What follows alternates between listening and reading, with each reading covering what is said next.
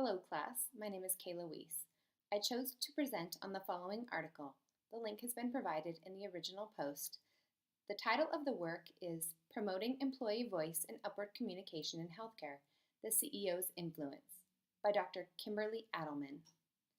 This reading relates to communication in the healthcare environment in that it deals with how successful top leadership are in creating a truly open-door policy where employees are not only heard out, but feel that they have a voice in the organization.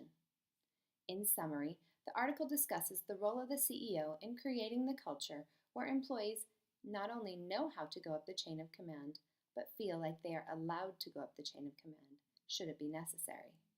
The CEOs with the most success in facilitating employees voicing their concerns or opinions were the most approachable and the most visible, in contrast to their counterparts. The trust and open lines of communication were deemed necessary for this culture to flourish.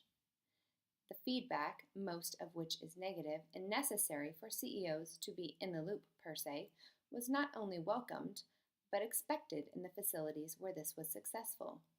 A culture of safety exists when employees feel they can speak candidly about issues they are facing in caring for patients. The three main questions the case study posed were: 1. How do CEOs of Performance Excellence Award-winning healthcare organizations foster employee voice and upward communication of both positive and negative information in their organization? Number 2. How do CEOs of Performance Excellence Award-winning healthcare organizations approach communication? Number 3.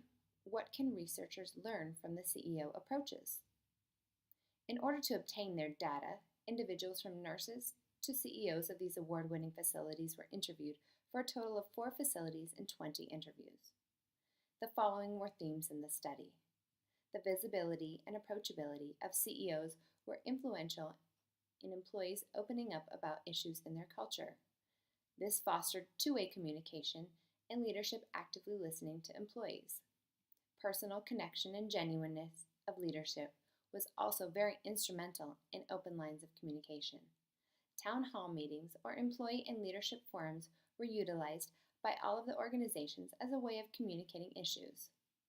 All of the CEOs acknowledged that communication was a challenge and that each employee brought something different to the organization. All CEOs in the study modeled the behaviors that were expected of their employees. Each of the following 4 themes: 1. Establishing a culture of excellence. 2. Creating voice opportunity. 3. Reinforcing voice instrumentality. And 4. The removal of risks and costs by leaders, all positively influenced employee voice in the study. What I would refer to in my critique of the study would be mostly the limitations noted in the reading, which were: the small number of cases studied may limit the ability to generalize the results of this case study. In the future, a bigger sample size would be necessary to be able to confidently employ the results of the study. Interview participants may not have been representative of their entire peer group, and for this, in the future, having more interviewees would benefit the study and the results. None of the questions address the specific leadership style of the CEOs, and if this is relevant to the results, then in the future, this should be addressed to determine if the results are congruent across all leadership styles.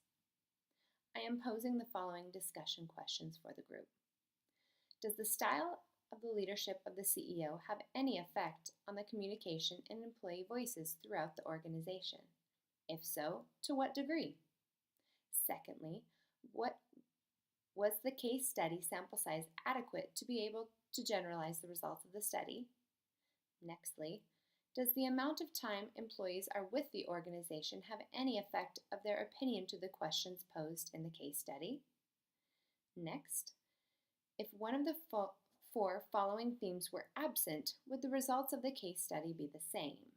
The first being establishing a culture of excellence, the second being creating voice opportunity, the third, reinforcing voice instrumentality, and the 4th, the removal of risks and costs by leaders. Lastly, what types of communication that we have learned about in class so far would best facilitate employees' voice?